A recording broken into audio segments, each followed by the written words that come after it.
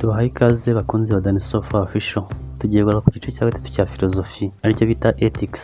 Ethics bamwe bavuga ethique mu gifaransa cyangwa imyitwarire y'indangagaciro mu kinyarwanda. Ni ishami rya filozofiya rigamije kwiga no gusobanura ikibi n'icyiza, ibikwiye n'ibidakwiye ndetse n'uko abantu bagomba kwitwara mu buzima bwa buri munsi. Mu yandi magambo, ethics ni filozofiya y'imyitwarire. Ni uburyo bwo gutekereza ku mibereho myiza, ukuri, ubutabera n'ubwigenge mu mibereho ya muntu. Inkomoko n'amateka ya ethics. Ijambo ethics rikomoka mu kigereki cya kera, ethos, imyitwarire, imico cyangwa uburyo abantu babaho.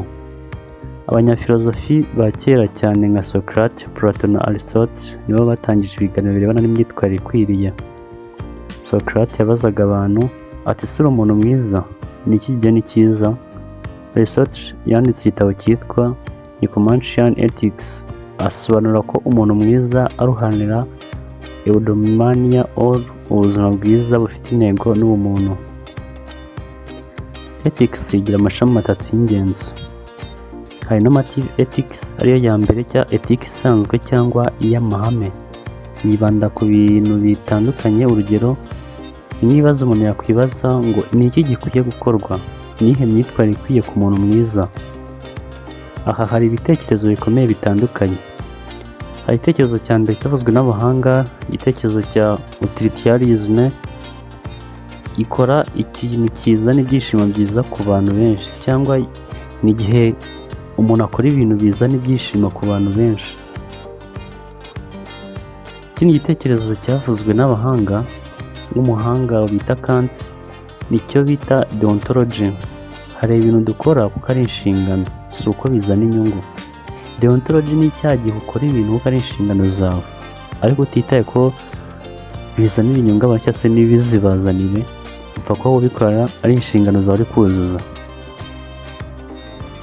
Hari igitekerezo dusanga muri normative ethics, ni icyavuzwe na Aristotle cyitwa virtue ethics, uburyo umuntu agira imico myiza n'ibyo bimugira mwiza. Ikindi gice cyangwa se iri ni ishami rya kabiri rya ethics, niryo bita meta ethics cyangwa se ethique isesengura. Iyi ethique isesengura ariyo bita meta ethics ntisubiza ikibazo cy'icyiza cyangwa ikibi, ahubwo iribaza. Urugero, ijambo icyiza risobanura iki? Iyo uvuze ngo icyiza bishaka gusobanura iki? Ese indangagaciro ziva he? Ziba ku muntu cyangwa ziriho mu by'ukuri objectively? Iki gice ni nk'aho kiganira kuri filozofi y'imyitwarire. Irindi shami rya gatatu rya ethics niryo bita applied ethics cyangwa se ethique ishingiye ku bikorwa bifatika. Iri ni ishami rishingira ku bibazo bifatika mu buzima bw'abantu, ryibanda ku bibazo nk'ibi, cyangwa se ushobora kwibaza ibibazo bimeze muri ubu buryo icyo gihe urimo usesengura applied ethics. Ese kubyara mu buryo bwa artificial ni byiza? Ese gukuramo inda ni icyiza cyangwa si cyo? Ubuzima n'urupfu, hari igihe umuntu yemerewe gupfa ku bushake? Aha ethics ihurira cyane n'ubuzima bwa buri munsi, ubuvuzi, politiki, ubukungu, ikoranabuhanga n'ibindi. Ethics mu muco nyarwanda. Nubwo ethics ari ijambo ry'amahanga, abanyarwanda kuva kera bagiraga imvugo, imigani n'imico igaragaza indangagaciro. Urugero, ntawe useka ibaye, ikibi kiraribwa ntikirarirwa, ubutwari si ukubita ni ukwihangana. Ibi byose bigaragaza ko ethics atari iy'abazungu gusa, ahubwo ni filozofi ihuriweho n'ibisekuru n'umuco w'abantu. Uruhare rwa ethics muri iki gihe.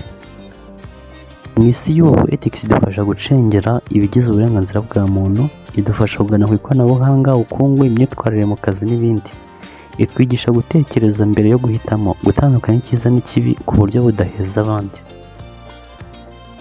Urugero, mu buzima, ubonye amafaranga atari ayawe ku muhanda, urayajyana ku murenge cyangwa urayakoresha. Ethics ntabwo igusubiriza, ahubwo igufasha gutekereza impamvu yo gukoresha icyo cyemezo n'ingaruka zabyo ku wundi muntu no kuri wowe. Nk'umwanzuro, ethics ni igice cya filozofi gifite agaciro gakomeye ku mibereho ya muntu. Itwigisha gutekereza mbere yo gukora, kubaho twubaha abandi, kwita ku mahame y'ubutabera, uburenganzira n'ubumuntu. Ikiganiro kuri ethics ni inkingi yo kwigisha abana, urubyiruko, abayobozi n'abaturage bose kuko ifasha kubaho mu kuri no mu bumuntu. Dusoreje aha ngaha ku gice cya gatatu cya filozofi, tuzakomeza no mu bice bitandukanye bya filozofi dusana amagambo atandukanye adufasha gusobanukirwa n'ubuhanga. Filozofi. Ntugende udakanda subscribe kugira ngo utazajya ucikanwa n'ibiganiro by'ubuhanga tunyuza hano, kuko gusoma ntusondekwe bisobetse mudasobwa.